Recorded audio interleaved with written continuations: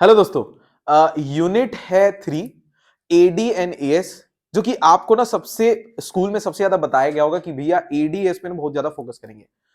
ये पूरी unit 12 marks की है और ये चैप्टर इस पूरी यूनिट का सबसे बड़ा फाउंडेशन है। अगर आपको ये टॉपिक ये चैप्टर अगर आपको थॉरली नहीं पता है ना, अगर आपको अच्छे से knowledge practical knowledge theoretical knowledge नहीं पता है, ये 12 मार्क्स पाने के लिए आपको बहुत ज्यादा जद्दोजहद करनी पड़ सकती है, प्रॉब्लम उठानी पड़ सकती है। तो चैप्टर नंबर 7 है, चालू करते हैं। Aggregate demand and related concepts. सबसे पहले डिस्कस करते हैं छोटे छोटे कंपोनेंट में एडी और एएस क्या होता है। AD it refers to total value of final goods and services. आपको पहले चैप्टर से पता है, हम कभी भी किसी भी टाइप के नेशनल इनकम के कैलकुलेशन पर, चाहे गुड्स का कैलकुलेशन हो सर्विसेज का कैलकुलेशन हो, हम इंटरमीडिएट गुड्स की वैल्यू नहीं लेते, सिर्फ किसकी लेते हैं, फाइनल की। ओके, तो सबसे पहला वर्ड मुझे लगता है फाइनल इंपॉर्टेंट हो गया। Which all sector, all sector मतलब हो गया 4 सेक्टर, हाउस होल्ड, मेरे साथ बोलो household, firm, government and rest of the world. Okay good, of an economy are planning to buy. Planning to buy मतलब यहां पर वो एक्चुअल में कितनी क्वांटिटी खरीदेंगे वो मैटर नहीं कर रहा, हम बात कर रहे हैं कि ये चारों मिलकर कितनी प्लानिंग टू बाय करने वाले हैं, कितना प्लान करें कि कितना खर्चा करेंगे, कितने की डिमांड करेंगे। अब ये 4 सेक्टर इकोनॉमी के हैं, मतलब ये इंडिविजुअल तो हुए नहीं, ये मार्केट की भी बात नहीं हो रही, ये पूरे इंडिया की एग्रीगेट लेवल पर बात हो रही है। इसलिए मैक्रो इकोनॉमिक्स पढ़ रहे हैं और मैक्रो इकोनॉमिक्स में एग्रीगेट लेवल पर हम डिमांड कैलकुलेट कर रहे हैं। लेकिन सबसे इंपॉर्टेंट बात यह है eight a given level of income. इसका मतलब जब जब एग्रीगेट डिमांड की बात होगी तब तब इनकम की बात होगी, और वो भी given level of income.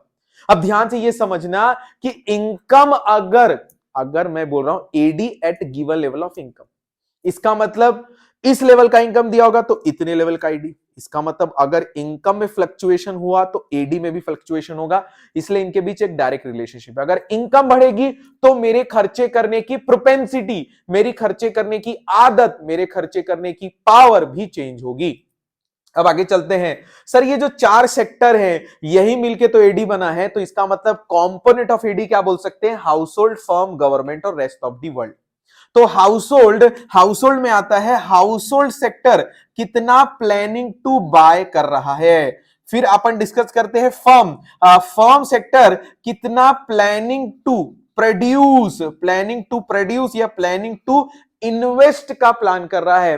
Where as government भी कितना प्लान टू खर्चा करने का ट्राई कर रही है। अब देखो ये चारों सेक्टर कहीं ना कहीं अपनी नीड और अपने रिटर्न के बेसिस पर प्लान करेंगे।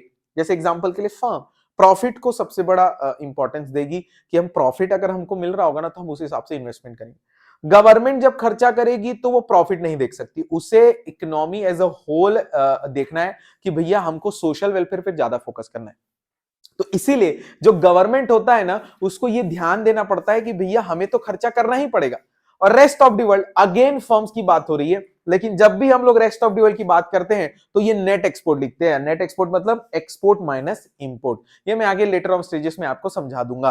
अब आगे चलते हैं डायग्रामेटिक प्रेजेंटेशन ऑफ एडी। लेकिन एक चीज ध्यान रखो, अगर हम एडी 4 सेक्टर की बात करें तो कंज्यूमर का सी, गवर्नमेंट का जी, इन्वेस्टमेंट का आई दैट इज फर्म का, और एक्स माइनस एम।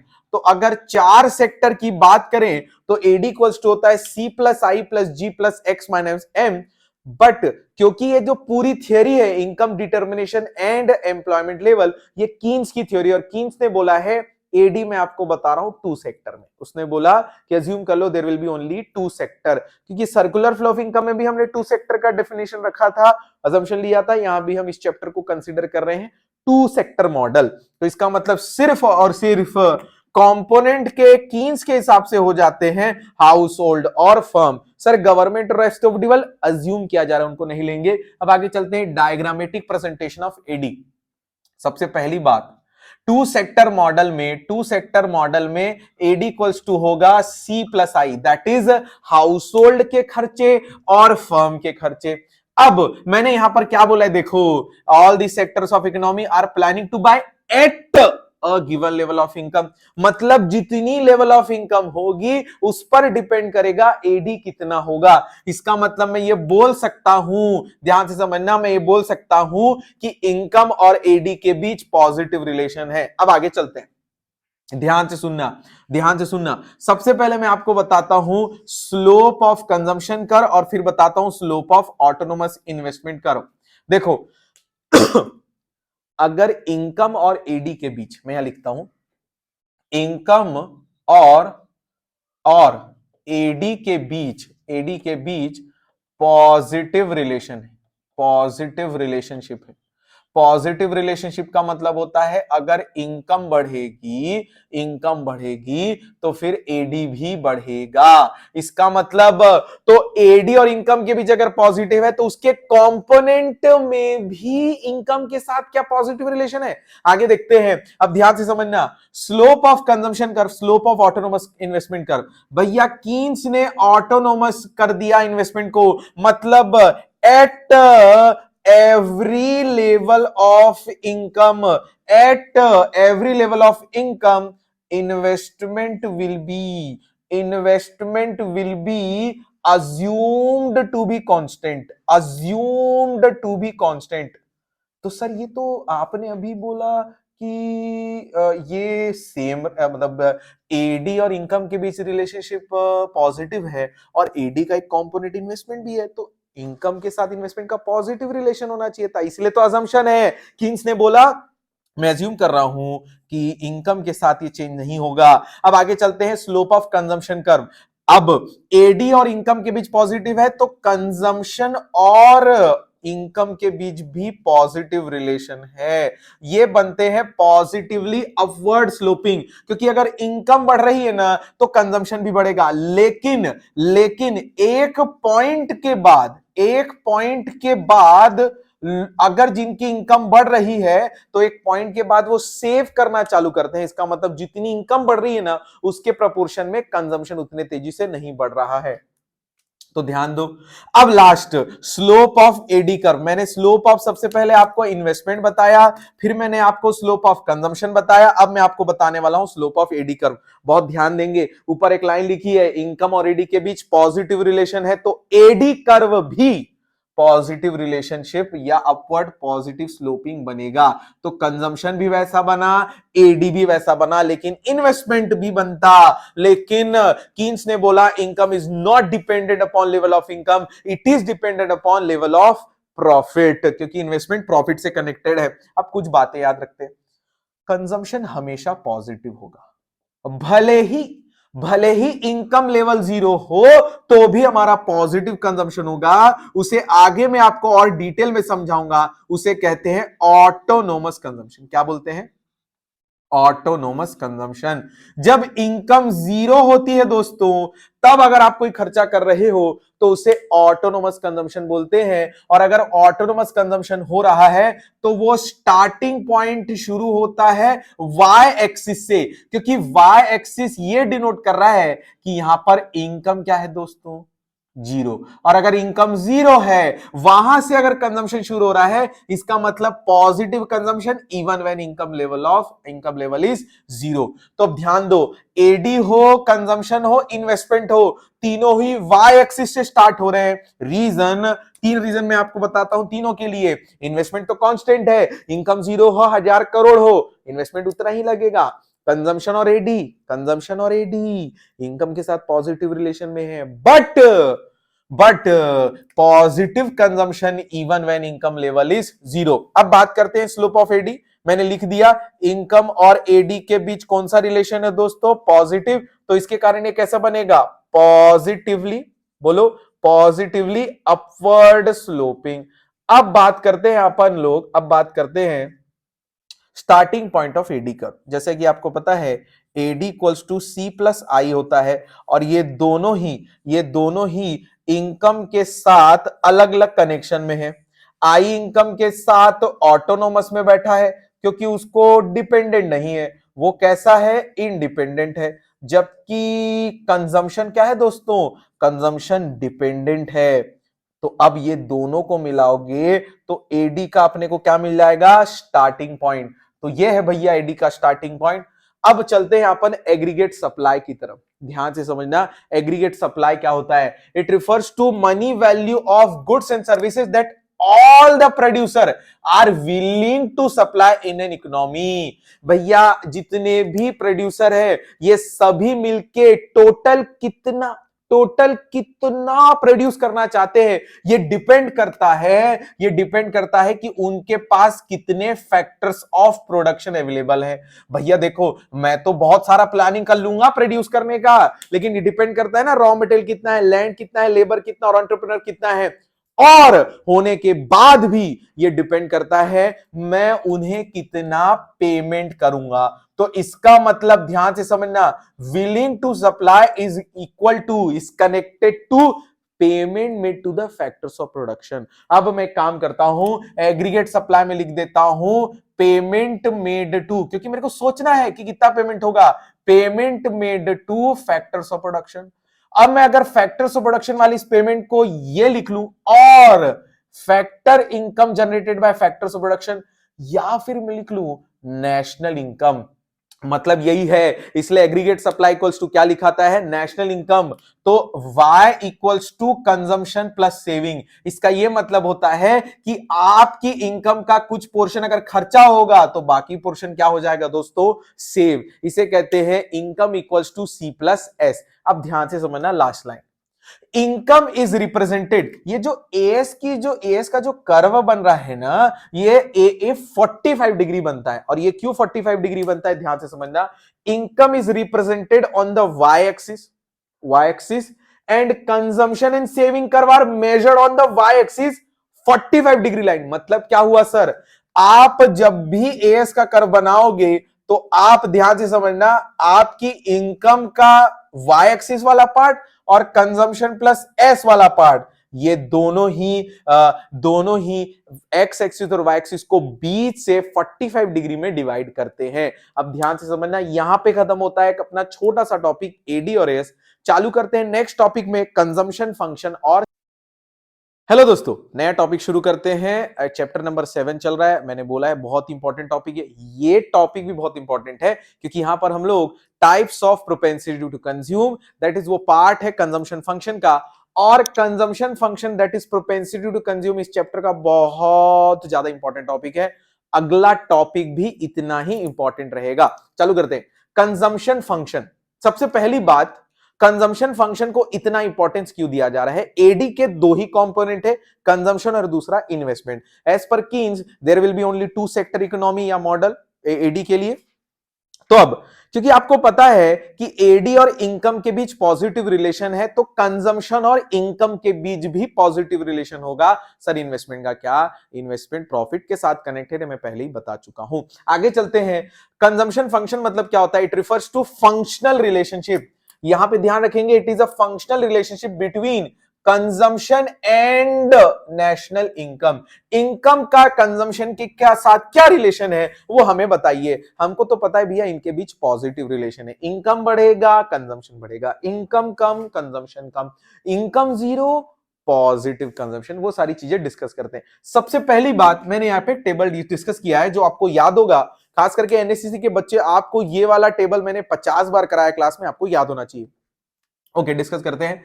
इनकम में 100 के डिफरेंस में मैंने इनकम इंक्रीज लिया, ये संदीप गर का एग्जांपल है, और कंजम्पशन में मैंने 40 लिया है पहले लेवल पर और 80 बढ़ रहा है। अब ध्यान देना, देखो पहले इनकम जब 0 थी तब हमारा कंजम्पशन 40 है, दैट इज मैं ये बोल सकता हूं ना कि स्टार्टिंग पॉइंट जब इनकम 0 होती है, तो कंजम्पशन पॉजिटिव रहता है दोस्तों। कंजम्पशन क्या होता है, पॉजिटिव, और उसी को बोलते हैं ऑटोनोमस कंजम्पशन। उसी को क्या बोलते हैं, ऑटोनोमस कंजम्पशन। ये कहां से हो पाता है सर, ये हो पाता है पास्ट सेविंग से। इसका मतलब अगर कंजम्पशन करना है तो मुझे माइनस करना पड़ेगा, सेविंग में जाके उतनी ही वैल्यू हटानी होगी। अब आगे चलते हैं, सर आपने सेविंग कैसे निकाला, सेविंग का फॉर्मूला हो जाता है इनकम माइनस कंजम्पशन। अब आगे चलते हैं, सर इसको ग्राफिकली शो करें ना, तो ये वाला जो पॉइंट है ना, स्टार्टिंग पॉइंट, ये होता है ऑटोनोमस कंजम्पशन, और मैंने इसे बताया सी बार से डिनोट करते हैं। अब दूसरी तरफ चलते हैं, इसके बाद देखो अभी भी सेविंग माइनस में है, यहां पर सेविंग हो जाती है 0। अब ध्यान से समझो, सर क्या आप ये बोल रहे हैं कि जब जब सेविंग माइनस में होगी तब तब ऑटोनोमस कंजम्पशन होगा? नहीं, ऑटोनोमस कंजम्पशन सिर्फ एक बार होता है जब इनकम क्या हो जाती है दोस्तों? जीरो। तो ध्यान रखेंगे, स्टार्टिंग पॉइंट पर ही ऑटोनोमस कंजम्पशन होगा, उसके बाद सेविंग नेगेटिव होगी, उससे कोई मतलब नहीं है। Income zero, autonomous consumption, income positive में आ गई, ऑटोनोमस कंजम्पशन का खेल खत्म हो जाता है। अब आगे चलते हैं, स्लोप ऑफ कंजम्पशन कर्व। मैंने आपको पहले ही बोला है इस चैप्टर के स्टार्टिंग में, there will be positive relationship between AD and income. तो there will be positive relation between consumption and income. तो देख रहे हो कंजम्पशन कर्व कैसा बन रहा है? पॉजिटिवली अपवर्ड स्लोपिंग, क्योंकि इनकम बढ़ रही है तो कंजम्पशन भी बढ़ रहा है। अब डिस्कस करते हैं स्लोप ऑफ कंजम्पशन कर्व में, लिख देता हूं स्लोप ऑफ कंजम्पशन कर्व में, it is positively upward sloping curve, sloping curve. और रीजन क्या लिखूंगा भैया? देयर इज अ कौन सा रिलेशनशिप? पॉजिटिव रिलेशन, किसके किसके बीच? कंजम्पशन और इनकम के बीच। अब आगे चलते हैं, ग्राफ के अकॉर्डिंग देखो यहां पर 3 पॉइंट है, एक, दूसरा और तीसरा, 3 पॉइंट है।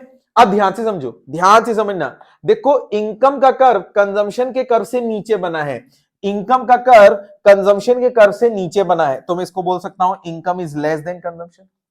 ये दोनों एक जगह पे इक्वल आ चुके हैं, तो break even point that is income is equal to income consumption. And last वाला है जहां पर इनकम जा चुकी है ऊपर कंजम्पशन से। तो मैं डिस्कस करते हैं, income is less than consumption, ये वाला जो पार्ट है ना दोस्तों, income is less than consumption, ये वाला जो पार्ट है यहां पर सेविंग जो होगी ना नेगेटिव में होगी, तो मैं इस पार्ट को लिख सकता हूं डिस सेविंग, क्योंकि यहां पर मुझे सेविंग को यूज करना पड़ेगा, तो मैं लिख सकता हूं सेविंग किस में होगी दोस्तों? नेगेटिव में। और एक पॉइंट ऐसा आता है जहां कंजम्पशन और इनकम क्या हो जाते हैं? इक्वल हो जाते हैं, वहां मैं सेविंग ना तो माइनस में है ना तो प्लस में, दैट इज जीरो है, तो मैं उसको बोलता हूं break even point. Consumption is equal to Y, तो income is less than consumption मैं लिखूंगा when consumption is greater than y, that is saving will be negative and also known as dis saving। अब इस situation को मैं बोलता हूं BEP. BEP मतलब जब सेविंग क्या हो जाती है? जीरो, क्योंकि कंजम्पशन किसके इक्वल हो जाता है? इनकम के। तो मैं यहां लिखूंगा ब्रेक इवन पॉइंट पर saving will be zero, that is saving will be zero, मतलब ये वो सिचुएशन है जितना इकोनॉमी में खर्चा हो रहा है उतनी ही इनकम है। और फिर मैं लिखूंगा अगला वाला पार्ट जहां पर मैंने बोला था ना कि एक पॉइंट आने के बाद कंजम्पशन में जो प्रोपोर्शनल चेंजेस होते हैं वो कम होते हैं जितने इनकम में जो प्रोपोर्शनल चेंजेस हो रहे हैं। तो ये वाला जो पार्ट होता है ना दोस्तों, इसको बोलते हैं income is greater then, income is greater then consumption, income is more than consumption. यहां पर जो सेविंग होगी ना दोस्तों, यहां पर जो सेविंग होगी वो पॉजिटिव में होगी। किस में होगी दोस्तों? पॉजिटिव में होगी। आगे चलते हैं, अब पॉजिटिव में निकाल लेते हैं 20, 40, 60 और 80। अब अपने को निकालना है एएस। एएस का फॉर्मूला मैंने बताया था, एएस इक्वल्स होता है सी प्लस एस। अब देखो आप सोच रहे होगे ना सर एएस कहां से लाए, तो कंजम्पशन प्लस सेविंग करेंगे तो आपके पास आ जाएगा एएस, तो सी प्लस एस 100 सॉरी 0, 100, 200, 300, 400, 500 और 600। अब डिस्कस करते हैं एपीसी क्या होता है। सर पहली बात, एपीसी आया कहां से? कंजम्पशन फंक्शन मतलब प्रोपेंसिटी टू कंज्यूम, खर्च करने की आदत के दो टाइप होते हैं। पहला होता है average propensity to consume, average आपके पास जो पैसा है, अभी जो पैसा है आपके पास, उसमें से आप एवरेज कितना खर्चा करते हो। It refers to ratio of consumption expenditure and corresponding अभी level of income. That is 100 पे बताओ आप कितना खर्चा करते हो, 400 पे बताओ आप कितना खर्चा करते हो, 600 पे बताओ आप कितना खर्चा करते हो, उसे बोलते हैं APC. And it is formula is consumption upon Y. अब ध्यान से समझो, अपन डिस्कस करते हैं कंजम्पशन अपॉन वाई, तो ये तो नहीं आ पाएगा, इनफाइनाइट हो गया ये वाला पार्ट, ठीक है। इसको निकालेंगे अपन तो ये आएगा 1.2, ये आ जाएगा भैया 1, ये आ जाएगा 0.9 करीबन 6 आ जाएगा, ये आ जाएगा 0.90, ये आ गया 0.88, ये 0.86, अप्रोक्सीमेटली एपीसी की वैल्यूज ऐसी आ रही है। अब ध्यान से समझना, सबसे पहले जब भी क्वेश्चन आता है ना कि क्या एपीसी मोर देन 1 हो सकता है, तो दिमाग में ये सोचना, जब भी मैं बोलूं एपीसी मोर देन 1 हो सकता है, तो ये दिमाग में लगाना, क्या कंजम्पशन ग्रेटर देन वाई हो सकता है? मैं बोलूंगा हाँ। हाँ सर, ये देखो ये कंजम्पशन इज ग्रेटर देन, मैं तो बोलूंगा हाँ सर। फिर मैं लिखूंगा क्या एपीसी इक्वल्स टू 1 हो सकता है, तो क्या सोचना, ये सोचो consumption is equal to Y हो सकता है क्या, तो मैं सोचूंगा क्या कंजम्पशन इक्वल टू वाई हो सकता है, मैं बोलूंगा हाँ। ये देखो बीपी पर मैंने बोला ओके। फिर मैं पूछ रहा हूं क्या एपीसी लेस देन 1 हो सकता है, क्या एपीसी लेस देन 1 हो सकता है, तो क्या पूछूंगा, क्या कंजम्पशन वाई से कम हो सकता है? हाँ हो सकता है ना। 300, 280 खर्चा, 400, 360 खर्चा, ये कब होता है दोस्तों? बीपी के पहुंचने के बाद।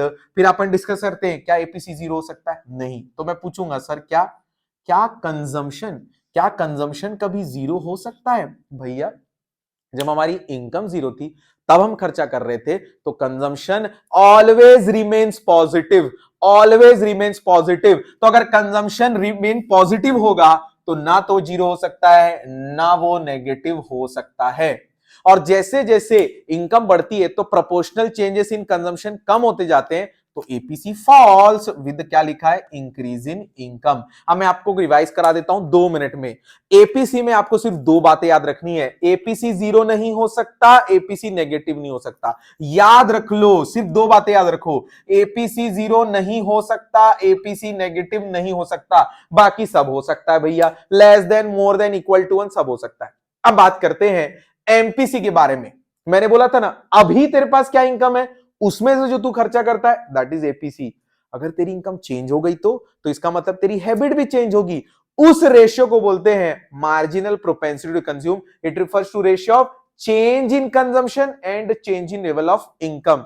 अब चलते हैं इसके फॉर्मूले की तरफ, change in C upon change in Y. अब ध्यान से समझो, यहां पर अगर आप इनकम में चेंजेस देखोगे ना, तो हर बार कितना आ रहा है पता है? 100 आ रहा है। हर बार कितना आ रहा है? 100। और अगर चेंज कंजम्पशन में देखोगे तो हर बार कितना आ रहा है? 80। तो इनका अगर रेशियो निकालूंगा ना, जहां कभी निकालूंगा तो रेशियो देखो 80 ऊपर, दैट इज कंजम्पशन में कितना डिफरेंस है? 80, और इनकम में कितना डिफरेंस है? 100। तो हर बार रेशियो जो मैं देख रहा हूं ना, हर बार रेशियो कितना आ रहा है पता है? 0.80। तो इसका मतलब एमपीसी अपन डिस्कस करते हैं कि क्या एमपीसी इक्वल टू 1 हो सकता है? तो पूछो कि क्या change in consumption equal to Y हो सकता है? हाँ। क्या जो आपकी इनकम बढ़ी उसको पूरा खर्च कर दोगे? हाँ बिल्कुल कर सकते हैं सर। ये ऐसा हो सकता है कि आपकी इनकम 100 से बढ़ी और आपने 100 खर्चा कर दिया, हो सकता है। तो मैं लिखूंगा हाँ हो सकता है। क्या एमपीसी 0 हो सकता है? अब ध्यान से समझना, अगर आपकी इनकम चेंज हुई 100 से और आपने कंजम्पशन किया 0, आप बढ़ी हुई इनकम में से कुछ खर्चा नहीं करना चाह रहे, क्योंकि उस टाइम पर आप पूरा क्या करना चाह रहे हो? सेव करना चाह रहे हो। तो भैया एमपीसी क्या हो सकता है? 0 हो सकता है। क्या सर एमपीसी लेस देन 1 हो सकता है? हाँ, अगर आप पूरा चेंज इन इनकम को खर्चा ना करते हुए उसमें से कुछ पार्ट ही अगर आप खर्चा करोगे, तो एमपीसी क्या आएगा? लेस देन 1 आएगा। अब ध्यान रखना, एमपीसी नेगेटिव नहीं हो सकता, एमपीसी मोर देन 1 नहीं हो सकता। एमपीसी नेगेटिव इसलिए नहीं हो सकता, कंजम्पशन रिमेन्स ऑलवेज पॉजिटिव। और एमपीसी इज ग्रेटर देन 1 इसलिए नहीं हो सकता, अगर आपकी इनकम चेंज कितनी हुई दोस्तों? 100, तो आप इससे ज्यादा खर्चा नहीं कर सकते। अगर आपकी इनकम ही 100 से बड़ी है तो आप बढ़ी हुई इनकम से ज्यादा कैसे खर्च कर लोगे? दैट इज ना तो एमपीसी नेगेटिव हो सकता है और ना ही एमपीसी मोर देन 1 हो सकता है। लास्ट याद रखेंगे, MPC of poor people is greater then MPC of rich people. क्योंकि सर ऐसा क्यों? रिच पीपल तो ज्यादा खर्चा करते हैं, तो एमपीसी उनका कैसे ज्यादा आ गया? पुअर पीपल के पास जो इनकम जनरेट होती है ना, वो कम जनरेट होती है, तो वो ज्यादा पोर्शन खर्च कर लेता है क्योंकि नीड उसकी ज्यादा रहती है। वेरेज रिच की इनकम बहुत जनरेट होती है, तो अगर खर्च भी करता है तो बहुत कम पोर्शन ही खर्च कर पाता है। यहां पे दोस्तों 3 बातें याद रखनी है। कंजम्पशन कर positive remains, starting point C bar. दूसरा, एपीसी कभी भी जीरो और नेगेटिव नहीं हो सकता। एंड थर्ड, एमपीसी लाई करता है 0 से 1 के बीच, मतलब वो नेगेटिव नहीं हो सकता और मोर देन 1 नहीं हो सकता। अगला टॉपिक शुरू करते हैं दोस्तों, सेविंग फंक्शन। हाँ तो भैया चैप्टर नंबर 7 का अगला टॉपिक शुरू करते हैं, दैट इज सेविंग फंक्शन। अभी हमने पिछला ही टॉपिक जो कंप्लीट किया है वो है consumption function, that is propensity to consume. अब हम लोग डिस्कस करने वाले हैं सेविंग फंक्शन। अब ध्यान से समझना, अगर आपको कंजम्पशन फंक्शन के बारे में जो कि पिछला टॉपिक था, अगर नॉलेज है ना, कंप्लीट नॉलेज है, सेविंग फंक्शन को समझने में खासी दिक्कत नहीं जाएगी। शुरू करते हैं। सेविंग फंक्शन क्या होता है? It refers to functional relationship between saving and national income. Sir ये फंक्शनल रिलेशनशिप का मतलब क्या होता है? इसका ये मतलब है कि कहीं ना कहीं दोनों में चेंजेस एक दूसरे को इफेक्ट करेंगे। नेशनल इनकम में changes will lead to change in saving. इसका मतलब है कि नेशनल इनकम अगर बढ़ती है सेविंग भी बढ़ेगा, नेशनल इनकम गिरती है सेविंग भी कम होगा, और एक पॉइंट ऑफ टाइम पर हो सकता है कि सेविंग क्या हो जाए, जीरो हो जाए। अब ध्यान से समझते हैं। इसके ग्राफ के बारे में समझने से पहले मैं आपको टेबल में ले जाता हूं। इनकम जीरो है, कंजम्पशन 40 करना पड़ रहा है। आपको पता है कि जब जब इनकम जीरो होती है और कंजम्पशन पॉजिटिव होता है तो इस सिचुएशन को अपन कौन से नाम से पुकारते थे? Autonomous consumption. क्या बोलते थे दोस्तों? ऑटोनोमस कंजम्पशन, जिसे डिनोट किया जाता था सी बार से। डिनोट किससे किया जाता था? सी बार से। और इसका मतलब इस टाइम पीरियड पर आप यूज कर रहे हैं भैया पास्ट सेविंग्स, और जब आप पास्ट सेविंग यूज कर रहे हैं तो सेविंग में जाकर सेविंग वाले बॉक्स में जाकर आपको माइनस करना पड़ेगा, क्योंकि आप वहां से सेविंग उठा रहे हो। इसलिए देखो सेविंग कहां से स्टार्ट हो रही है? नेगेटिव से। क्यों? जब तक के consumption is greater then income है, जब तक के consumption is greater then income है, ये सिचुएशन किसको लेके आएगी? नेगेटिव सेविंग को। इसलिए देखो स्टार्टिंग पॉइंट कहां से शुरू हो रहा है? कंजम्पशन के माइनस के पॉइंट से। मतलब सर समझ नहीं आया, आपने वहां माइनस सी बार क्यों लिखा, जबकि ये तो सेविंग का कर्व है। ध्यान से समझना, इसे बोलते हैं अपन लोग ऑटोनोमस कंजम्पशन। क्यों बोलते हैं आपको पता है? इनकम जीरो है, इतनी ही वैल्यू का तो सेविंग से उठाना पड़ेगा ना। जितना अपना autonomous consumption income zero level पे है, उतना ही तो उतने ही इक्वल का तो मुझे सेविंग में से माइनस करना पड़ेगा। तो हम ये बोल सकते हैं कि ये वाला पॉइंट इसका माइनस वाला वैल्यू है, और इसको क्या बोलते हैं? सी बार। तो इसे क्या बोलेंगे? माइनस सी बार। इसलिए सेविंग का स्टार्टिंग पॉइंट हो जाता है माइनस सी बार, जो कि नेगेटिव वाई एक्सिस से स्टार्ट हो रहा है। अब आगे चलते हैं। तो ये जो एरिया है ना दोस्तों, ये वाला एरिया, ये वो सारा एरिया है जब आप अपनी पास्ट सेविंग को यूज कर रहे हो, क्योंकि consumption is greater than Y है। अब ये वाला जो पॉइंट है, ये यहां पर सेविंग क्या हो जा रही है? जीरो हो जा रही है। सेविंग क्यों जीरो हो जा रही है? क्योंकि इनकम और कंजम्पशन क्या हो चुके हैं दोस्तों? इक्वल। तो कंजम्पशन और वाई जब इक्वल होते हैं उस पॉइंट को क्या बोलते हैं? गुड, बीपी बोलते हैं, ब्रेक इवन पॉइंट। अब ब्रेक इवन पॉइंट मतलब होता है जहां पर ना तो सेविंग नेगेटिव में हो रही है, ना तो सेविंग पॉजिटिव में हो रही है। अब आगे डिस्कस करते हैं, ये वाला एरिया क्या है? ये पूरा एरिया, ये वाला पूरा ट्रायंगल एरिया, ये क्या है? जहां पर जिस पॉइंट से भैया इनकम ज्यादा हो जा रही है और कंजम्पशन कम हो जा रहा है, इसका मतलब ये पूरा एरिया इस बात को डिनोट करता है कि हां अब सेविंग्स पॉजिटिव में आ रही है। इसी पॉइंट को अपन थ्योरेटिकली समझते हैं। Starting point of saving curve, starting point of saving curve would be minus C bar, जहां पर consumption is greater than Y, वहां पर सेविंग जो होती है वो माइनस में होती है, और इस सिचुएशन को अपन लोग पास्ट सेविंग के नाम से जानते हैं। किससे जानते हैं? पास्ट सेविंग के नाम से। अब आगे चलते हैं, slope of saving curve. Slope of saving curve, अब ध्यान से समझो, मैं फिर एक बार समझाता हूं। इनकम, एडी, कंजम्पशन और सेविंग, इन सब का इनकम के साथ पॉजिटिव रिलेशन है। एडी, कंजम्पशन, सेविंग का इनकम के साथ डायरेक्ट रिलेशन है। मतलब अगर इनकम इंक्रीज होगी ये तीनों इंक्रीज होंगे, इनकम कम होगा ये तीनों इंक्रीज होंगे। इसका मतलब स्लोप ऑफ सेविंग कर्व जो रहेगा वो बनेगा अपवर्ड स्लोपिंग पॉजिटिवली। इसका मतलब मैं बोलूंगा upward upward positively positively sloping upward. Sir ये क्यों? एक लाइन में पॉजिटिव रिलेशनशिप किसके किसके बीच सर? इनकम और क्या लिखूंगा मैं? इनकम एंड सेविंग, इनके बीच क्या है? Positive relation. अब आगे चलते हैं। अब ध्यान से समझना, जब आपका consumption is greater than Y है तो इसका मतलब नेगेटिव सेविंग हो गई। तो अपन उस पॉइंट को भी अलग से डिनोट कर सकते हैं। यहां पर हमने दो पॉइंट को डिनोट किया है, ब्रेक इवन पॉइंट को और पॉजिटिव सेविंग को। तो ब्रेक इवन पॉइंट पे मैं क्या लिख सकता हूं? जहां पर कंजम्पशन और वाई क्या हो जाते हैं दोस्तों? इक्वल हो जाते हैं। तो वहां पर जो है सेविंग क्या हो जाती है? जीरो। इस पॉइंट को अपन बोल रहे हैं ब्रेक इवन पॉइंट, ना तो नफा ना तो नुकसान। और है फिर है पॉजिटिव सेविंग। जब कंडीशन ये आती है कि कंजम्पशन कम हो जाता है वाई से तो people will start save. Sir positive क्यों आ रही है सेविंग?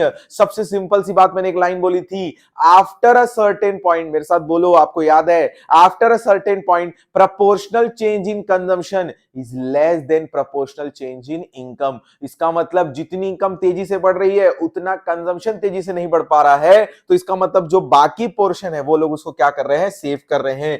तो मैं यहां लिख सकता हूं कि proportional change in consumption is less then proportional change in income. इसकी वजह से बाकी पोर्शन क्या हो रहा है? सेव हो रहा है। अब ध्यान से समझना, तीन बातें याद रखो। ब्रेक इवन पर सेविंग जीरो होती है, ब्रेक इवन से पहले नेगेटिव होती है, ब्रेक इवन के बाद पॉजिटिव होती है। अब डिस्कस करते हैं अपन एपीएस और एमपीएस के बारे में। सबसे पहले मीनिंग डिस्कस कर लेते हैं। Average propensity to save, it refers to क्या लिखा है दोस्तों? Ratio of saving to the corresponding level of income. अभी तेरे पास जो पैसा है, अभी तेरे पास जो जेब में पैसा है उसमें से तू कितने सेव करता है, उसे हम एपीएस बोलते हैं। वेरेज अभी तेरे पास पैसा अगर बढ़ गया, उस बढ़ी हुई इनकम में से तू कितना सेव करेगा, वो एमपीएस होता है। वो क्या होता है? एमपीएस होता है। अब ध्यान से समझना, एवरेज प्रोपेंसिटी टू सेव। अब सबसे पहले डिस्कस करेंगे कुछ बातें, ध्यान से समझना, आपको आसानी से चीजें याद होंगी। पहला क्वेश्चन, क्या एपीसी मोर देन वन हो सकता है? एपीएस मोर देन वन हो सकता है क्या? तो मैं पूछता हूं, जब भी मैं क्वेश्चन पूछता हूं ना आपसे, तो दिमाग में याद रखो कि क्या सेविंग इनकम से ज्यादा हो सकती है? सेविंग इनकम से ज्यादा हो सकती है? मैं बोलूंगा नहीं। क्यों सर? क्योंकि there will be minimum level of consumption. भैया कुछ तो कंजम्पशन होगा ना, कुछ तो कंजम्पशन होगा, और जब कुछ तो कंजम्पशन होगा इसका मतलब इनकम का कुछ पार्ट तो कंज्यूम हो रहा है, तो सेविंग इनकम से ज्यादा नहीं हो सकती। मैं लिख दूंगा भैया no, due to minimum level of consumption. क्या एपीएस इक्वल टू वन हो सकता है क्या? तो मैं लिखूंगा एपीएस इक्वल्स टू वन होने के लिए क्या सेविंग इनकम की इक्वल हो सकती है क्या? नहीं भैया। मैं लिखूंगा again there will be a positive और मिनिमम लेवल ऑफ कंजम्पशन। तो मैं लिखूंगा नहीं। अगेन आप लिख सकते हो there will be minimum level of consumption. फिर मैं लिखूंगा क्या एपीएस लेस देन वन हो सकता है क्या? हाँ देखते हैं, क्या सेविंग इनकम से कम हो सकती है? हाँ हो सकती है। जैसे आफ्टर बीपी, देखो बीपी के बाद हमारी सेविंग्स पॉजिटिव में शुरू हो रही है। तो एपीएस देखो 0.06, 0.10, 0.12, ये सब एक से कम है। क्यों एक से कम है? क्योंकि जो सेविंग है इनकम से कम हो रही है। अब आगे चलते हैं, मैं बोलूंगा हाँ हाँ आफ्टर बीपी, आफ्टर बीपी जब consumption is less than Y, तो मैं लिखूंगा यस आफ्टर बीईपी। अब अगला क्वेश्चन आते हैं दो सबसे इंपॉर्टेंट, क्या एपीसी जीरो हो सकता है, क्या एपीसी नेगेटिव हो सकता है? तो क्वेश्चन पूछो खुद से, क्वेश्चन पूछो, क्या सेविंग नेगेटिव हो सकता है? आपका आंसर आना चाहिए, क्या सेविंग जीरो हो सकता है? तो मेरे को बताओ, क्या सेविंग नेगेटिव हो सकता है? हाँ सर, कब? बोलो। गुड गुड, बहुत अच्छा लोगों ने बोला, बिफोर बीपी। और उस सिचुएशन को क्या बोल सकते हैं अपन? जब consumption is greater than Y होता है। और सेविंग जीरो हो सकता है क्या? हाँ सर, एट बीपी। कहां पर? एट बीपी, जहां consumption is equals to Y होता है। तो ये वाला पॉइंट हो जाता है जहां एपीएस क्या आ सकता है? जीरो। और इसके पहले बिफोर बीपी हमारा जो एपीएस है नेगेटिव में है, तो मैं लिखूंगा एट बीपी, यहां लिखूंगा बिफोर बीपी, जहां पर एपीएस नेगेटिव होता है। जैसे जैसे इनकम बढ़ रही है, देखो जैसे जैसे इनकम बढ़ रही है, तो इसका मतलब जो प्रोपोर्शनल चेंजेस है कंजम्पशन में वो कम होते जा रहे हैं। किसके कंपैरिजन में? इनकम के। देखो ना, मैं लिखा है लेस देन, तो जो प्रोपोर्शनल चेंजेस कंजम्पशन में हो रहे हो कम हो रहे हैं, जिसकी वजह से अब आप अपना बचा हुआ पोर्शन क्या कर पा रहे हो? सेव कर पा रहे हो। इसलिए APS rises with the increase in income. फिर बात करते हैं marginal propensity to save. It refers to the ratio of change in saving and change in level of income. इसका फॉर्मूला आपको पता होगा, change in S upon change in Y. अब ध्यान से समझना, बहुत इंपॉर्टेंट बात। सबसे पहले डिस्कस करते हैं, जैसा आपको एमपीसी की वैल्यू याद है, same as it is MPS की चीजें याद रखनी है आपको। बहुत सिंपल सी लॉजिक याद रखना। अगर आपकी इनकम चेंज हुई 100 रुपए से, तो आप ज्यादा से ज्यादा कितना सेव कर पाओगे? पूरा 100? आपकी इनकम 100 से चेंज हुई, आपकी इनकम 100 थी, 200 हो गए, तो चेंज कितना आया? 100। तो आप ज्यादा से ज्यादा कितना सेव कर पाओगे? तो मैं यहां लिख के बताता हूं। आपकी इनकम चेंज हुई 100 से, आपकी इनकम कितने से चेंज हुई? 100 से। तो आप तीन केस बना सकते हो, या तो मैं पूरा खर्च कर दूं, मतलब मेरा चेंज इन ऐसा आया 0, या तो मैं इसे पूरा सेव कर लूं, या फिर ध्यान से समझो, मैं कम सेव करूं। पल्ले पड़ा। एक बार और चलते हैं। मेरा चेंज इन इनकम कितना हुआ? 100। अब मैं 100 से जा चुका हूं 200 के पास। 100 से कहां से जा चुका हूं? 200 के पास। तो चेंज इन इनकम कितना है? 100। तो इसका मतलब मेरे चेंज इन कंजम्पशन में क्या कर रहा हूं? पूरा कर ले रहा हूं, तो इनकम क्या हो गई? 0। और अगर मैं पूरा सेव कर लूं, तो मेरा चेंज इन ऐसा आ रहा है 100। और अगर मैं थोड़ा सा करूं, तो चेंज इन ऐसा आ रहा है 80। इसका मतलब भैया, कभी कभी अगर आपका चेंज इन एस पूरा चेंज इन वाई के इक्वल हो जाए, तो एमपीसी आ सकता है 1। अगर आपका चेंज इन एस आ जाए 0 और चेंज इन वाई स्टिल 100 था, क्योंकि आपने पूरा क्या कर लिया? कंज्यूम कर लिया, तो उस समय आपका एमपीएस आएगा 0। और अगर आपका चेंज इन एस थोड़ा सा कम हो इनकम से जो चेंज हुई है, तो फिर आपका आ सकता है लेस देन 1। लेकिन अब दो बातें ध्यान रखेंगे, क्या एमपीएस नेगेटिव हो सकता है? क्या एमपीएस नेगेटिव हो सकता है? क्या नहीं। आप चेंज इन इनकम में से, माइनस में कैसे सेव करोगे? और आगे चलते हैं। MPS of poor people MPS of poor people will be less than of rich people, क्योंकि पुअर पीपल के पास कंजम्पशन करने के लिए इतने सारे एरिया होते हैं कि वो अपने इनकम का, जो उसकी इनकम बढ़ी है, उस इनकम का ज्यादा पोर्शन वो सेव नहीं कर पाता है। मैं इस टॉपिक को 3 पॉइंट में रिवाइज करा देता हूं। सबसे पहला point, consumption saving function refers to saving ratio between, या function ratio between saving and national income. उसके सबसे इंपॉर्टेंट 2 पॉइंट याद रखना है। बीपी पर सेविंग 0 होता है, बीपी से पहले नेगेटिव, बीपी के बाद positive. Average propensity to save 2 होते हैं, प्रोपेंसिटी टू सेव दो होते हैं, एवरेज प्रोपेंसिटी टू सेव और marginal propensity to save. Average propensity में आपको सिर्फ दो बातें याद रखनी है कि एपीएस जो है एक से ज्यादा नहीं हो सकता और एपीएस एक नहीं हो सकता, बाकी तो हो रहा है। और एमपीएस लाई करता है एक से लेके 0 के बीच में, मतलब वो 0 हो सकता है, वो 1 हो सकता है और वो लेस देन 1 हो सकता है, बट वो नेगेटिव नहीं हो पाएगा। तो दोस्तों अगला टॉपिक शुरू करता हूं। अगला टॉपिक शुरू कर रहे हैं अपन, कौन सा? Equation of consumption and saving कर डेरिवेशन और उनके बीच एक रिलेशनशिप जो अपन डिस्कस करने वाले। थैंक यू दोस्तों, मिलते हैं नए टॉपिक में। हेलो दोस्तों, नया टॉपिक शुरू करते हैं। चैप्टर नंबर 7 चल रहा है। अभी अपन ने सेविंग फंक्शन खत्म किया। चालू करते हैं अपन लोग कुछ। ये जो वीडियो है इसमें बहुत सारे छोटे छोटे टॉपिक हैं, बहुत सारा, तो ध्यान से समझना। ये जो टॉपिक चल रहे हैं इसको ध्यान से अच्छे से नोट्स बनाएंगे। Relationship between APC APS, MPC MPS, equation दोनों के और डेरिवेशन। ये वाला पार्ट, इस पूरे वीडियो का ये वाला पार्ट सबसे इंपॉर्टेंट रहेगा, ध्यान से समझिएगा। सबसे पहले बात करते हैं relationship between APC and APS. APC plus APS equals to होता है 1। पहली बात ये क्यों होता है? ये इस बात पर बहुत ज्यादा बेस्ड है कि इनकम का कुछ पार्ट कंज्यूम होगा तो कुछ पार्ट क्या होगा दोस्तों? सेव। तो अगर मान के चलो हम इनकम को मान लेते हैं एक, इनकम को अगर मान लेते हैं एक, तो कंजम्पशन और सेविंग कहीं ना कहीं दोनों को टोटल करके एक ही आएगा। भले एक अब कंजम्पशन मान के चलो, इनकम को मैं ले लेता हूं एक, ठीक है, तो कंजम्पशन 0.8 ले लेते हो तो ऑब्वियस सी बात है सेविंग कितनी हो जाएगी? 0.2। अगर आप कंजम्पशन को 0.1 लेते हो तो सेविंग होनी चाहिए 0.9। बेसिकली इनकम के इक्वल कंजम्पशन और सेविंग का टोटल होता है।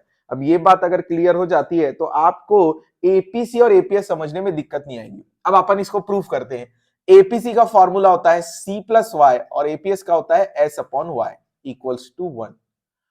अब अपने को पता है कि अपन अगर कॉमन लेते हैं तो ऊपर आता है सी प्लस एस, और आपको एक चीज पता है कि C plus S equals to होता है वाई, तो अपन यहां पर वाई की वैल्यू लिख देते हैं।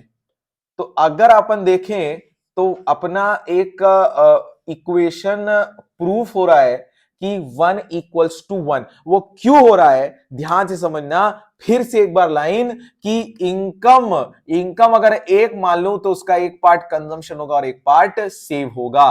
तो इससे बात क्या समझ में आती सर? ये हम लोग प्रूफ क्या कर रहे हैं? इसका मतलब अगर आपको एपीसी निकालना है तो आप 1 में से एपीएस माइनस करके आप क्या निकाल लोगे? एपीसी निकाल लोगे। और अगर आपको एपीएस निकालना है तो आप 1 माइनस एपीसी कर लोगे तो you will get what? APS. तो ध्यान देंगे ये वाला रिलेशन इन दो फॉर्मूले के लिए बहुत ज्यादा इंपॉर्टेंट होता है। अब अपन वैसे ही चलते हैं एमपीसी और एमपीएस की तरफ। इसको मैं लिख लेता हूं change in C upon change in Y plus change in S upon change in Y equals to 1। अब अपन इसका कॉमन लेंगे तो ये आएगा चेंज इन वाई, और ऊपर लिख लेते हैं change in C plus change in S equals to 1। अब आपको पता है कि change in C plus change in S would be equal to change in Y, तो मैं यहां लिख लेता हूं change in Y upon change in Y equals to 1। अगर मैं इनको प्रूफ करना चाहूं तो मेरे पास ये आता है कि MPC plus MPS equals to होता है 1। अगेन यहां से एक फॉर्मूला बनेगा कि अगर मुझे एमपीसी चाहिए तो मैं 1 माइनस एमपीएस कर सकता हूं, और मुझे अगर एमपीएस चाहिए तो मैं 1 माइनस एमपीसी कर सकता हूं। ये फॉर्मूले, जो 4 फॉर्मूले हैं, ये बहुत ज्यादा अच्छे से आपको याद रखने होंगे। आगे चलते हैं इक्वेशन ऑफ कंजम्पशन फंक्शन और इक्वेशन ऑफ सेविंग फंक्शन की तरफ। कीन्स ने कंजम्पशन निकालने का एक फॉर्मूला बताया, एक इक्वेशन बताया, consumption equals to C bar plus B into Y. यहां पर आपको पता है सी बार क्या हो जाएगा? Autonomous consumption. क्या हो जाएगा दोस्तों? Autonomous consumption. यहां पर जो बी है वो है एमपीसी और जो वाई है आपको पता ही है पहले से इनकम। कंजम्पशन फंक्शन या that is equation of consumption expenditure निकालने के पीछे कीन्स का ये कंसेप्ट था कि किसी भी लेवल ऑफ इनकम पर आप consumption expenditure, total consumption expenditure derive कर सकते हैं। आपको पता होनी चाहिए 3 चीजें। सबसे पहली चीजें पता होना चाहिए, किस लेवल ऑफ इनकम पर आप कंजम्पशन एक्सपेंडिचर निकाल रहे हो, उस लेवल ऑफ इनकम पर एमपीसी कितना है, उस लेवल ऑफ इनकम पर एमपीसी कितना है। एंड द मोस्ट इंपॉर्टेंट चीज कि जब आप ये क्वेश्चन बना रहे हैं तो उस कंट्री में, उस पर्टिकुलर इकोनॉमी में ऑटोनोमस कंजम्पशन कितना था। तो सबसे पहले ध्यान से समझना, अगर मैं एक बात करता हूं कि इनकम लेवल है 1000 करोड़, इनकम कितना है 1000 करोड़, और उस कंट्री में एमपीसी चल रहा है 0.80, और ऑटोनोमस कंजम्पशन है 400, तो आप 1000 लेवल ऑफ इनकम पर ही निकाल पाओगे कंजम्पशन एक्सपेंडिचर कितना है। तो निकाल के देखते हैं, कंजम्पशन है 400, बी है एमपीसी दैट इज 0.80, और इनकम कितनी है 1000। तो ये हो जाता है भैया आपका 1000 लेवल ऑफ इनकम पर कंजम्पशन कितना हो गया 1200। अब इसमें कुछ बात समझने लायक है, ध्यान से समझेंगे। इक्वेशन ऑफ कंजम्पशन फंक्शन आपको बताता है कि करस्पॉन्डिंग लेवल ऑफ इनकम पर टोटल एक्सपेंडिचर कितना है। इसमें ये जो खर्चा है, ये तो आपको पता है कि ये ऑटोनोमस कंजम्पशन होता है। इस खर्चे को अपन बोलते हैं इंड्यूस्ड कंजम्पशन। अब मैं आपको एक चीज समझाता हूं, सी बार जो है ना दोस्तों, वो इंडिपेंडेंट लेवल ऑफ कंजम्पशन है, मतलब उसे लेवल ऑफ इनकम से मतलब नहीं है, independent level of income. But B into Y वाला जो कंजम्पशन है वो डिपेंडेंट लेवल ऑफ इनकम है। इसका मतलब भैया ये हो जाता है कि यहां पर हमें इनकम से मल्टीप्लाई करके खर्चा निकालना होगा, क्योंकि जो एमपीसी होता है ना, वो तब सामने आता है जब इनकम चेंज होती है। इसका मतलब एमपीसी डिपेंड कर गया वाई पर। तो खर्चे के दो पार्ट हो गए, ऐसे खर्चे जिनको इनकम से कोई मतलब नहीं, ऑटोनोमस कंजम्पशन, ऐसे खर्चे जिनको वाई से मतलब है, MPC that is B into Y. तो आपको ध्यान रखना है, जब भी आप क्वेश्चन बना रहे हैं, ऐसे क्वेश्चन जरूर आएंगे। तो तीन टाइप के क्वेश्चन आएंगे, या तो आपको बोलेगा कि इनकम कैलकुलेट करो, या आपको बोलेगा एमपीसी या एमपीएस कैलकुलेट करो, या आपको बोलेगा consumption that is autonomous consumption निकालने बोलो। ठीक है, वो क्वेश्चंस अपन डिस्कस करेंगे बाद में। इक्वेशन ऑफ सेविंग फंक्शन, अब ध्यान से समझो, इक्वेशन ऑफ सेविंग फंक्शन में मैंने आपको बोला था, जब इनकम जीरो रहती है तो कंजम्पशन का पहला पार्ट अगर ऑटोनोमस कंजम्पशन होता है, तो इसीलिए सेविंग का स्टार्टिंग पॉइंट उसकी पॉजिटिव वैल्यू के इक्वल नेगेटिव वैल्यू से स्टार्ट होगा। तो मैं लिखता हूं माइनस सी बार प्लस, अब हमें बी चाहिए। बी क्या था दोस्तों, एमपीसी, लेकिन अपन किसका फंक्शन बना रहे हैं, अपन किसका इक्वेशन बना रहे हैं, अपन बना रहे हैं सेविंग का। तो सेविंग के लिए हमें एमपीसी की जरूरत थोड़ी पड़ेगी, हमें जरूरत पड़ेगी एमपीएस की। और मैंने एक यहां पे फॉर्मूला बनाया, एमपीएस कैसे निकाल सकते हैं, 1 माइनस एमपीसी। तो अपन एक काम करते हैं, यहां लिख सकते हैं 1 माइनस एमपीसी। लेकिन इक्वेशन में ना एग्जाम में याद रखना बी लिखना है, एमपीसी नहीं लिखना है। तो अपन लिख लेंगे यहां पर बी, और उसको किससे मल्टीप्लाई कर लेंगे, वाई से। अगर मैं यहां पर आपको बताता हूं कि क्या क्या चीजें दी है, माइनस सी बार दिया है autonomous consumption at negative level, या उसे ऑटोनोमस सेविंग भी बोल सकते हैं। 1 माइनस बी जो दिया है वो दिया है एमपीएस, और वाई का मतलब हो रहा है यहां पर इनकम। चलो एक क्वेश्चन करके देखते हैं सिंपल सा। मैं आपको दूसरे तरीके से क्वेश्चन पूछता हूं, 1000 लेवल ऑफ इनकम है, ठीक है, और एमपीसी दिया है 0.70, एमपीसी दिया 0.70, और ऑटोनोमस कंजम्पशन दिया है 300। अब ना तो हमें माइनस सी बार दिया है, ना तो हमें एमपीएस दिया है, हमें सिर्फ दिया है इनकम। अब ध्यान दो, जितना कंजम्पशन ऑटोनोमस कंजम्पशन होता है उतना ही सेविंग नेगेटिव में होता है। तो मैं लिखता हूं -300 लिखूंगा, plus 1 minus B. 1 minus B मतलब क्यों, एमपीएस चाहिए, लिखा क्या है एमपीसी, तो मैं 1 माइनस बी कर लूंगा। और वाई कितना दिया है, 1000 करोड़। अब आगे चलते हैं, -300 प्लस, माइनस करने के बाद हो जाएगा 0.30 इंटू 1000, और ये हो जाएगा -300 प्लस 30, तो ये हो जाएगा अपना 270 माइनस में।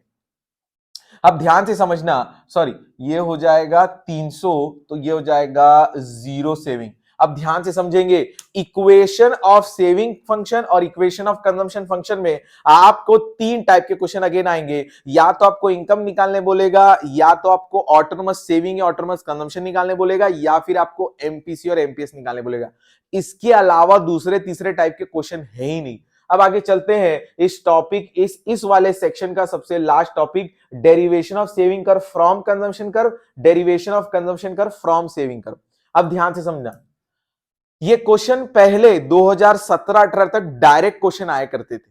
ठीक है, पहले के टाइम पर ये 4 से 6 नंबर का बहुत परफेक्ट क्वेश्चन हुआ करता था, क्योंकि आज कंपिटेंसी बेस्ड, पिक्टोरियल बेस्ड और वैल्यू बेस्ड केस स्टडी बहुत आ रही है, तो इसका थोड़ा सा वेटेज कम हो गया है, बट फिर भी इसको अपन अच्छे से करेंगे। अब सबसे पहले लिखा है सेविंग कर्व निकाल के बताओ कंजम्पशन कर्व से, तो पहले आपको कंजम्पशन कर्व आना चाहिए, क्योंकि वो सेविंग कर्व निकालने बोल रहा है, तो पहले तो कंजम्पशन कर्व आना चाहिए। तो मेरे को एक चीज पता है, कंजम्पशन कर्व स्टार्ट होता है भैया वाई एक्सिस से, वो पॉजिटिव स्लोप होता है। कैसे पॉजिटिव स्लोप सर? क्योंकि इनकम का कंजम्पशन के साथ पॉजिटिव रिलेशन है, तो मैंने लिख दिया कंजम्पशन पॉजिटिव अपवर्ड स्लोपिंग। फिर मेरे को एक चीज पता है, फिर मैं पहला लाइन लिखूंगा कि कंजम्पशन जो कर्व होता है वाई एक्सिस से पॉजिटिवली अपवर्ड स्लोपिंग होता है। फिर मैं एक चीज मेरे को पता है कि जो इनकम है वो 45 डिग्री बनती है। कैसी बनती है? 45 डिग्री। ठीक है, 45 डिग्री बनती है, और ये क्या है? एएस है और वाई है। अब ध्यान से समझना ना, बहुत इंपॉर्टेंट चीज डिस्कस करने वाला, बहुत ज्यादा। ये कंजम्पशन कर्व का स्टार्टिंग पॉइंट अगर पॉजिटिव एक्सिस से है, तो सेविंग कर्व का यही पॉइंट नेगेटिव एक्सिस से स्टार्ट होगा। तो जहां कंजम्पशन कर्व पॉजिटिव से स्टार्ट हो रहा है, वहीं सेविंग कर्व माइनस से स्टार्ट हो रहा है। अब आपको मैं एक चीज बताता हूं, जहां पर इनकम और कंजम्पशन इक्वल होते हैं, इसे क्या बोलते हैं दोस्तों? बीपी। और बीपी पर सेविंग क्या होता है? जीरो। तो इसका मतलब मुझे एक चीज पता चल गई कि सेविंग का अगला पार्ट मुझे मिल गया, जहां पर सेविंग क्या हो रही है दोस्तों? जीरो हो रही है। और जीरो क्या हो रही है? जहां पर कंजम्पशन और वाई क्या हो चुके हैं? इक्वल। तो मैं यहां से एक सीधी लाइन खींचता हूं, क्योंकि मुझे एक दूसरा पॉइंट चाहिए था सेविंग का, क्योंकि पहला पॉइंट तो मुझे मिल गया। पहला पॉइंट मुझे क्या मिल गया? Negative saving. मैं इन दोनों को अटैच कर देता हूं। यहां तक हो गया मेरा सेविंग का कर्व। अब मैं आगे एक चीज समझता हूं कि सेविंग कर्व और इनकम, दैट इज इनकम और सेविंग के बीच पॉजिटिव रिलेशन है। तो अगेन मैं सेविंग को अगर स्ट्रेच करूं, आगे तक एक्सटेंड करूं, तो भी मेरे को कोई दिक्कत नहीं, क्योंकि मुझे पता है सेविंग कर्व भी पॉजिटिवली अपवर्ड स्लोपिंग बनता है। तो 4 स्टेप याद रखेंगे। Consumption curve starting point as 45 degree, saving का जीरो लेवल, वहीं से एक लाइन खींचेंगे जो एक्स एक्सिस को इंटरसेक्ट करेगा। सेविंग कर्व का स्टार्टिंग पॉइंट कंजम्पशन के स्टार्टिंग पॉइंट से पॉजिटिव और ये नेगेटिव, और इसको मैं एक्सटेंड करूंगा पॉजिटिवली अपवर्ड स्लोपिंग तक। ये अपना केस खत्म होता है derivation of saving curve from consumption curve. Same case derivation of consumption curve from saving curve. तो पहले आपको सेविंग कर्व पता होनी चाहिए। तो मैंने अपना सेविंग कर्व का स्टार्टिंग पॉइंट कर लिया, क्योंकि मुझे पता है सेविंग कर्व हमेशा नेगेटिव से स्टार्ट होता है। और अगर मुझे सेविंग कर्व का स्टार्टिंग पॉइंट पता चल गया, तो मुझे कंजम्पशन का भी पता चल जाएगा, प्लस सी बार। अब डिस्कस करते हैं। एक चीज ध्यान रखना, आपको हमेशा इन दोनों ही कर्व में आपको हमेशा पहले एएस बना के रखना होगा, तभी आप आगे बढ़ पाएंगे। अब आगे चलते हैं। सेविंग का स्टार्टिंग पॉइंट हो गया, मुझे सेविंग का अगला पॉइंट पता है कि ये किसी एक पॉइंट पर जीरो होता है। जीरो कब होता है? बीपी पर। और बीपी पर मतलब जहां पर कंजम्पशन और वाई क्या हो जाते हैं? इक्वल हो जाते हैं। ये भैया वाई का, ये है कंजम्पशन का स्टार्टिंग पॉइंट। तो मैं काम करता हूं, इससे एक लाइन एक्सटेंड करके नीचे तक लेके आता हूं। इसका मतलब कंजम्पशन की अगली पॉइंट पता चल गया मेरे को। कैसे अगला पॉइंट पता चल गया? जहां पर सेविंग जीरो होती है, वहीं पर कंजम्पशन वाई एक दूसरे को इंटरसेक्ट करते हैं। अब मुझे पता है सेविंग कर्व भी पॉजिटिव अपवर्ड स्लोपिंग है, मैंने एक्सटेंड किया। और मुझे कंजम्पशन के बारे में पता है, वो भी पॉजिटिवली अपवर्ड स्लोपिंग है। तो इसमें भी आपको 4 स्टेप याद रखने हैं। सेविंग कर्व आप पहले बनाओगे माइनस सी बार से स्टार्टिंग पॉइंट, फिर आप कंजम्पशन कर्व का स्टार्टिंग पॉइंट बना दोगे, फिर आप एएस बनाओगे, फिर सेविंग और कंजम्पशन सेविंग जहां पे 0 होता है वहां से एक लाइन एक्सटेंड करोगे जो वाई को काटेगी, वहीं से सी को वहां तक मिला देना और आगे दोनों को एक्सटेंड करना। यहां पर खत्म होते हैं अपने सबसे major 4 topic, relationship between APC APS and MPC MPS. फिर अपन ने देखा कंजम्पशन इक्वेशन और सेविंग इक्वेशन और दोनों के डेरिवेशन। तो दोस्तों थैंक यू। आगे चलते हैं, नेक्स्ट टॉपिक डिस्कस करने वाले हैं अपन लोग इन्वेस्टमेंट फंक्शन और कंजम्पशन फंक्शन के बारे में। हेलो दोस्तों, नया टॉपिक है चैप्टर नंबर 7 का, ये टॉपिक नंबर 4 या 5 हो सकता है। यहां पर अपना चैप्टर ओवर हो जाएगा। कुछ छोटे से टॉपिक है, ज्यादा इंपॉर्टेंस नहीं है, लेकिन जब आप बुक रेफर करेंगे और आपको लगेगा कि ये टॉपिक डिस्कस नहीं हुआ, इसलिए मैंने ये वीडियो में इन टॉपिक्स को कवर कर लिया। यहां पर चैप्टर खत्म हो जाएगा। इन्वेस्टमेंट 2 टाइप के होते हैं, इंड्यूस्ड इन्वेस्टमेंट और ऑटोनोमस। क्यों होते हैं? सबसे पहले इन्वेस्टमेंट का मतलब पढ़ते हैं। It refers to expenditure incurred on, बहुत important word, new capital asset. Example के लिए मशीनरी, बिल्डिंग, रॉ मटेरियल। भैया न्यू कैपिटल एसेट, ऑब्वियस सी बात है, इन्वेस्टमेंट करना वो उस सेक्टर का काम है जो कहीं ना कहीं फर्दर प्रोडक्शन में या तो गुड्स या सर्विसेज प्रोवाइड करने वाले हैं। चाहे गवर्नमेंट हो चाहे फर्म हो, इन्हें कोई ना कोई ऐसी प्लांट एंड मशीनरी, बिल्डिंग पर खर्चा करना होगा जो इन लोगों को लॉन्गर पीरियड ऑफ टाइम तक क्या करेगा? बेनिफिट देगा। तो सबसे पहला इन्वेस्टमेंट होता है induced investment. It refers to investment in which depends on the profit expectation and is directly influenced by the income. भैया देखो, कुछ इन्वेस्टमेंट ऐसे होते हैं जो डायरेक्ट इंपैक्ट करते हैं प्रॉफिट पर या इनकम पर। अगर प्रॉफिट होगा तो मैं इन्वेस्टमेंट करूंगा, मुझे रिटर्न होगा तो मैं इन्वेस्टमेंट करूंगा। मैं क्यों प्लांट एंड मशीनरी परचेस करूं जिसमें मुझे प्रॉफिट नहीं हो रहा? तो directly influence by the profit या इनकम। इंड्यूस्ड इन्वेस्टमेंट ना चारों सेक्टर में फर्म करती है, क्योंकि firm is solely dependent upon the profit level कि उन लोग कितना इन्वेस्टमेंट करेंगे। तो देखो यहां पर देखो, अगर आपका रिटर्न बढ़ रहा होगा ना तो आपका खर्चा भी बढ़ेगा, दैट इज इन्वेस्टमेंट भी बढ़ेगा। ये प्रोपोर्शनेटली दोनों एक दूसरे से इनवर्सली नहीं, पॉजिटिवली कनेक्टेड है। हायर द इनकम लेवल, जितनी इनकम बढ़ेगी उतना प्रॉफिट एक्सपेक्टेशन बढ़ेगा, और प्रॉफिट एक्सपेक्टेशन बढ़ेगा तो इन्वेस्टमेंट भी बढ़ेगा। लेकिन हमारे कंट्री में एक ऐसा सेक्टर है जो प्रॉफिट को नहीं देख सकता, उसे इन्वेस्टमेंट करना होगा, उसे ब्रिज बनवाने होंगे, उसे रोड्स बनवाने होंगे, उसे स्कूल बनवाना होगा, वहां से प्रॉफिट हो, इनकम जनरेट हो या ना हो। इसमें क्या लिखा है? Refers to the investment which is not affected by changes in the level of income and is not induced by the profit. भैया not affected by change in the level of income, income change हो या ना हो, profit हो या ना हो, हमें इन्वेस्टमेंट करना होगा, उसे बोलते हैं ऑटोनोमस इन्वेस्टमेंट। देखो इनकम Y से Y1 हो गई, लेकिन इन्वेस्टमेंट इतने लेवल पर ही फिक्स्ड है। इसका मतलब यह होता है कि गवर्नमेंट को प्रॉफिट एक्सपेक्टेशन से मतलब नहीं है, गवर्नमेंट को खर्चा या इन्वेस्टमेंट करना होगा। अब आते हैं कुछ छोटे छोटे टॉपिक, एक्स एंटे सेविंग और एक्स एंटे इन्वेस्टमेंट। उसके बाद अपन पढ़ेंगे एक्स पोस्ट सेविंग और एक्स पोस्ट इन्वेस्टमेंट। एंटे मतलब होता है प्लानिंग्स, तो ये एक्चुअल नहीं है। Amount of saving which household क्या लिखा है? Plan to save. और एक्स एंड एंटे इन्वेस्टमेंट लिखा है amount of investment which funds plans to investment. ये पढ़ क्यों रहे हम लोग? हाउस होल्ड और फर्म के पॉइंट ऑफ व्यू से अगर देखें तो देखो ध्यान से समझना, एडी 2 सेक्टर इकोनॉमी में C प्लस आई होता है।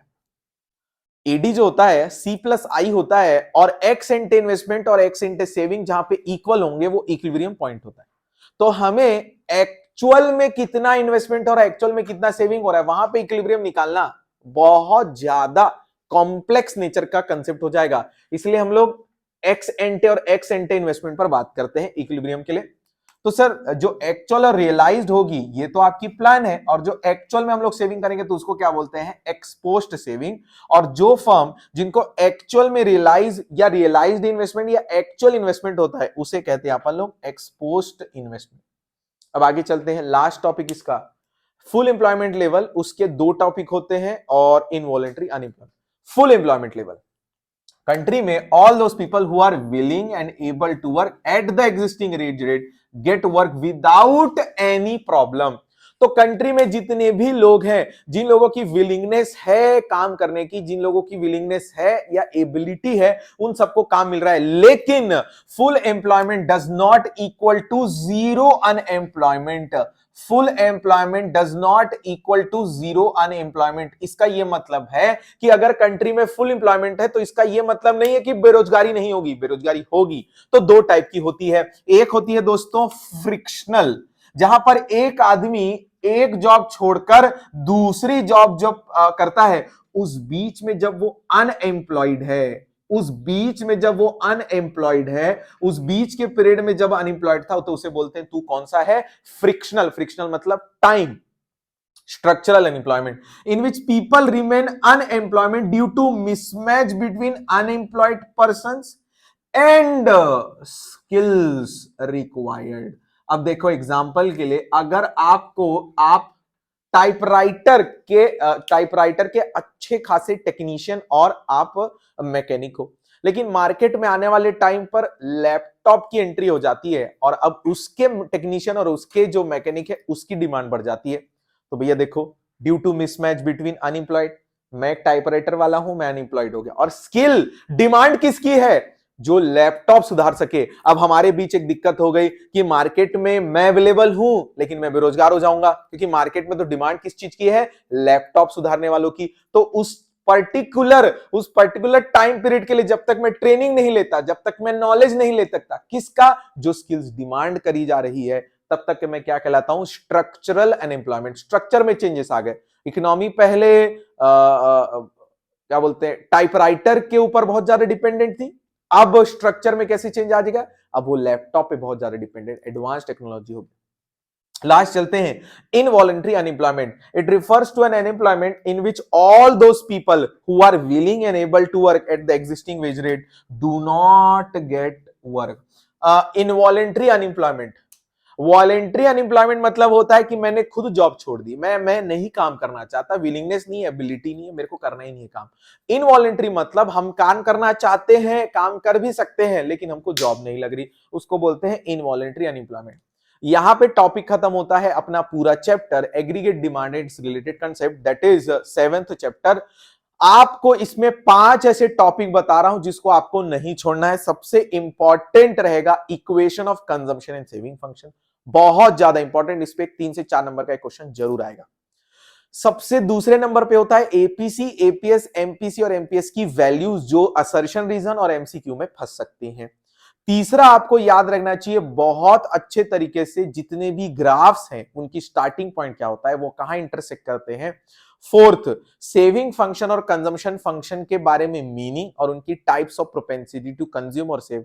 Last but not the least, सबसे इंपॉर्टेंट जो मुझे लगता है 5th नंबर पर, वो है इस चैप्टर की थियरी, टॉपिक वाइज इनके एक एक मीनिंग वगैरह। तो यहां पर खत्म होता है दोस्तों चैप्टर नंबर 7। चालू करते हैं चैप्टर नंबर 8 नेक्स्ट वीडियो में। Thank you.